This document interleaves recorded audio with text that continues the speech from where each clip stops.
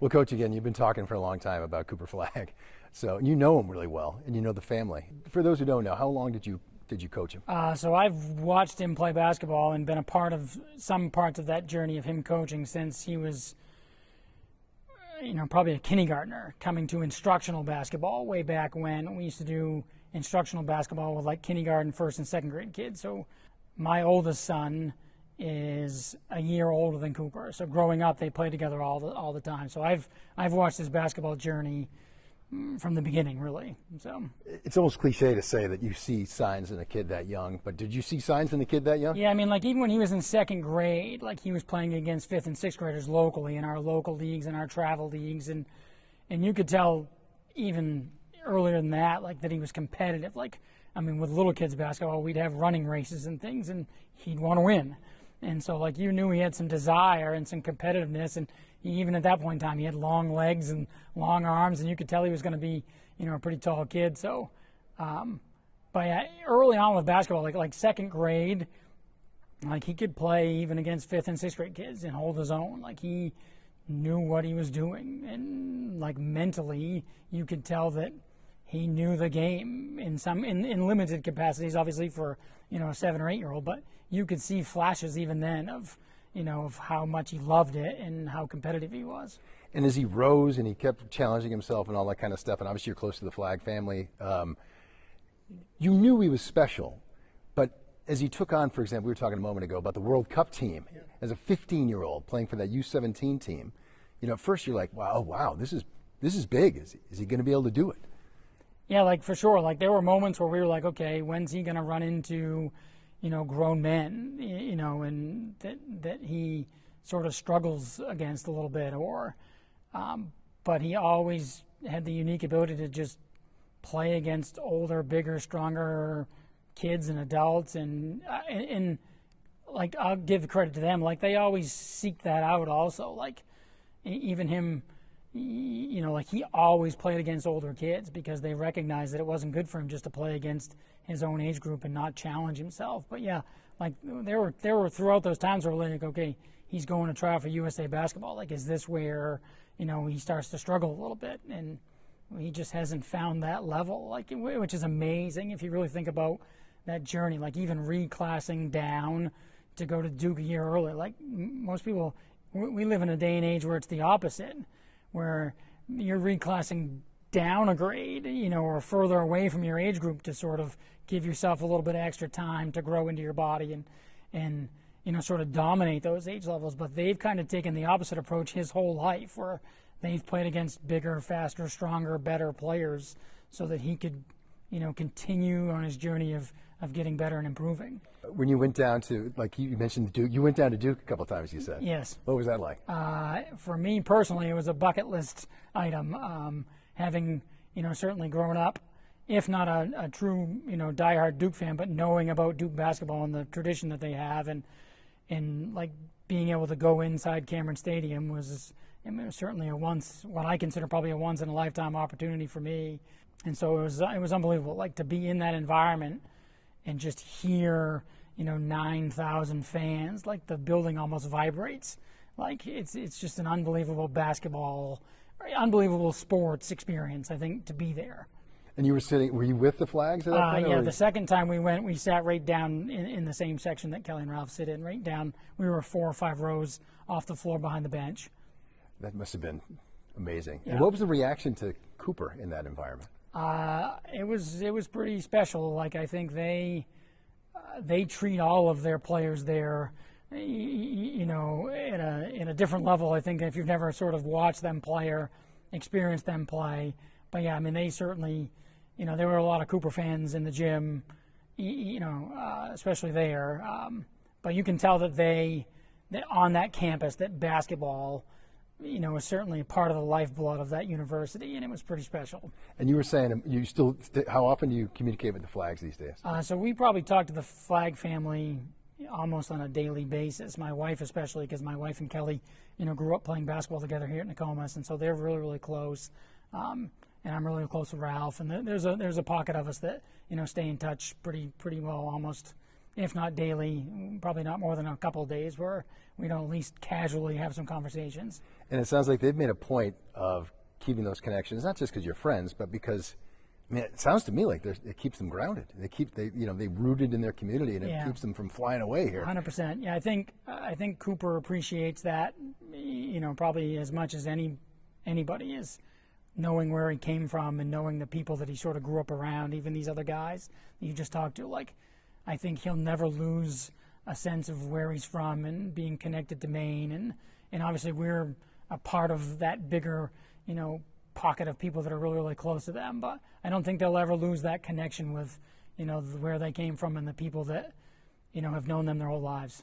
And I don't know if anyone's talked about this yet, maybe they have, but Cooper's already given back to the program even before he started he's obviously, with NIL, it's a different ball game than it had been even 5 years ago, but he's already starting to he wants to continue to give back. Yeah, he wanted us to represent, himself and his brand being, New Balance. He wanted us to wear that gear, this past winter, so he donated, practice gear and uniforms and shoes and all sorts of things back to our basketball program this year. So yeah, and I think, and again, I don't think they'll ever lose that either. Like I think he'll always be, we always tell all of our players, like, once you're a warrior, you're always a warrior. But for him, I think that'll always ring true. And the town of Newport and Nokomis will always hold, a pretty special place, I think, near and dear to him. Talk about that too. What's the buzz like? Especially, I mean, the buzz I'm sure is building, and we were joking earlier. It seems like everyone's probably going to pretend like they know him at this point, but but at a certain extent, they do kind of know him in that he's a son of this community. Yeah, I mean, even back when he played high school basketball here, like obviously that year our COVID season, like sort of when we got into the tournament, the crowd limits finally opened up for us, but it was pretty crazy to just like travel around and see the amount of support that the state of Maine, gave him, and then I think it's only grown. Since then, when he went to Montverde, people tuned in every time they played. I think, games at Duke this year were must-see TV for everyone in the state of Maine. Like, I mean, we'd sort of move some of our basketball practices around if we knew Duke was on at 7 o'clock that night. We tried to make sure we practiced early because all of our guys wanted to watch. And I think that's consistent with everybody in the state of Maine, maybe even some parts of larger New England. Like, we haven't had really, in the day of social media and being able to stay really connected, I think he's the first, person that everyone has been able to really truly follow, and watch that journey of his, obviously going to Montverde and challenging himself and then collegiately at Duke. But yeah, I think there's nothing been anything like it, and probably ever, in terms of the state of Maine before. So well, especially Montverde playing those couple of games last season, or I guess time's flying now. A season and a half ago at the Civic Center down in Portland and at the Expo, and then obviously the fact that Maine was the first game of the year at Duke. All that feels like it was obviously a nod to Cooper. Yeah, for sure. I think definitely, I think they'll continue to, keep the state of Maine woven into the fabric of his basketball journey. And I think that's really important to them.